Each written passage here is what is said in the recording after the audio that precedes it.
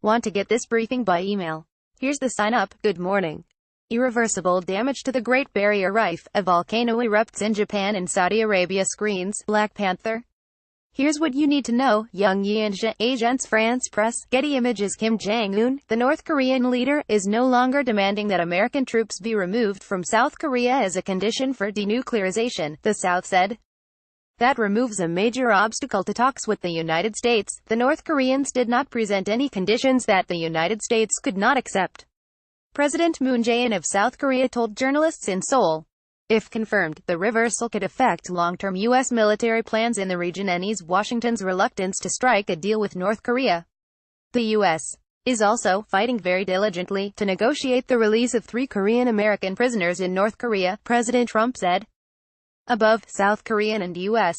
Marines in a joint drill in July 2016, Shantou, European press photo agency, via Rex. If the world economy is looking so great, why are global policymakers so gloomy?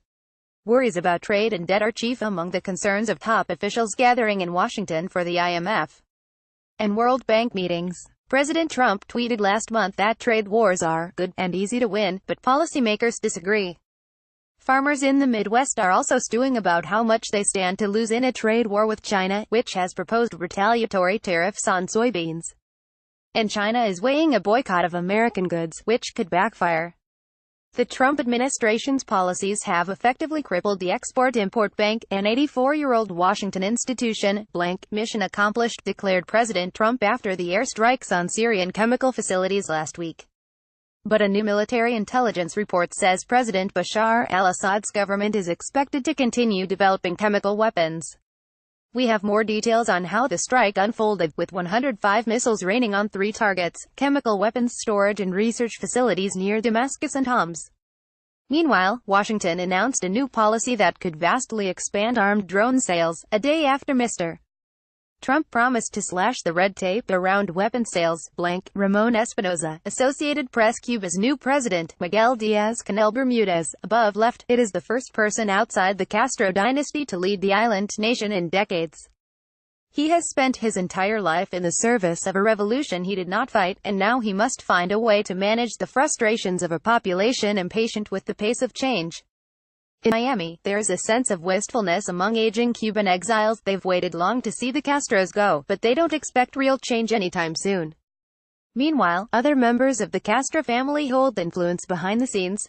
David Maurice Smith for the New York Times. The Great Barrier Reef may never recover. Extensive damage from a mass bleaching event caused by a 2016 heat wave may be irreversible, a new report says. Nearly a third of the reef's coral was killed, radically altering the ecosystem. Speaking of oceanic change, the Bajau, a sea-dwelling people in the Asia-Pacific, are among the best divers in the world. And evolution is making them even better. Scientists say they have an unusually strong diving reflex, their heart rates slow and their blood vessels constrict, allowing them to go deeper and stay longer underwater. Business. A robot conquered one of humanity's most difficult tasks, assembling IKEA furniture. The researchers behind the technological marvel explain how they did it. Qualcomm, the American chip maker, is finding itself in the crosshairs of a looming U.S.-China trade war that threatens its operations and future growth in both markets. Advertisers have long had a symbiotic relationship with Facebook. But user concerns about privacy are forcing companies to re-examine how they work with the social network. The German authorities raided the offices of Porsche, one of Volkswagen's most profitable units, in a widening investigation into an emissions cheating scandal. Southwest's fatal accident this week is renewing scrutiny of inspections.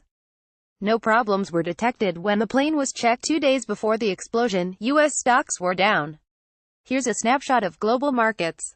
In the news, Daphne Cook, Agence France Presse, Getty Images, via Save the Children. Rohingya camps in Bangladesh have flooded, raising fears before the monsoon season. Nearly 1 million people arrived there fleeing violence in Myanmar. Agence France Presse, marriage to a U.S. citizen used to be a virtual guarantee of legal residency. That is no longer the case under the Trump administration. The New York Times, a Chinese doctor was jailed for an essay criticizing a popular tonic liquor as quack medicine. Now he has been freed, and applauded. The New York Times, a volcano in southern Japan erupted for the first time in 250 years, prompting the meteorological agency to raise the alert level to 3 out of 5. Asahi Shimbun, a freak accident caused an island-wide blackout in Puerto Rico, 7 months after Hurricane Maria plunged it into darkness. The New York Times, Australia's banking commission has uncovered disturbing stories of financial advisors charging fees to dead clients.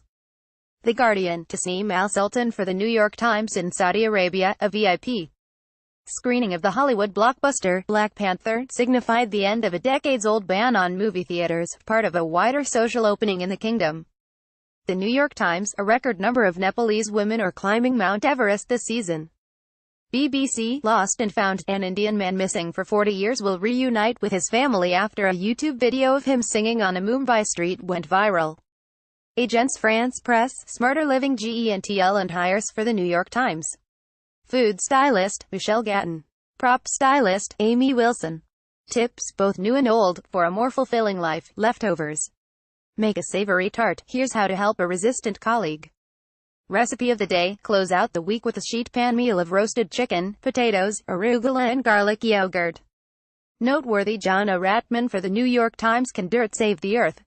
Farming could pull carbon out of the air and into the soil, but that would mean a new way of thinking about how to tend the land. A hip-hop duo whose album features anti-Jewish lyrics won an award at the German equivalent of the Grammys, setting off a debate about the rise of anti-Semitism. The Times publishes nearly 30 film reviews a week. Here's a selection of what to see, or skip, for Australian viewers. Backstory: Halton Archive, via Getty Images. Old soldiers never die, they just fade away. Jen. Douglas MacArthur, above center, took those words from an old army ballad and made them famous 67 years ago this week in his farewell address to Congress. Little did that five-star American general know that he had just given rise to an army of so-called snow clones, a relatively new linguistic phenomenon that's tougher to explain than it is to use. A snow clone, as defined by the linguistics professor Jeffrey K. Pullum in 2003, is a customizable, instantly recognizable, time-worn, quoted or misquoted phrase or sentence that can be used in an entirely open array of different jokey variants. Mr. Pullum also called them some assembly-required adaptable cliché frames for lazy journalists. Let's try one. Using General MacArthur's template, old golfers never die, they just lose their drive, would be a snow clone. Using X and Y as stand-ins, snow clones are easy to spot. X is my middle name, a few X's short of AY, and so on. It's unclear who first said pink is the new black, but it is now one of the most popular snow clone templates, notably producing the title of the Netflix series, Orange is the New Black. Study of the subject appears half serious. One article was titled, Snow Clone is the New Cliché. Charles McDermott wrote today's backstory, ________. Your morning briefing is published weekday mornings and updated online. Sign up here to get it by email in the Australian, Asian, European or American morning. You can also receive an evening briefing on U.S. weeknights. And our Australia Bureau Chief offers a weekly letter adding analysis and conversations with readers. Browse our full range of Times newsletters here. What would you like to see here? Contact us at asiabriefing@nytimes.com. Correction, April 19, 2018. An earlier version of this briefing gave an incorrect location for a volcano that erupted in Japan. It is in southern Japan, not the north.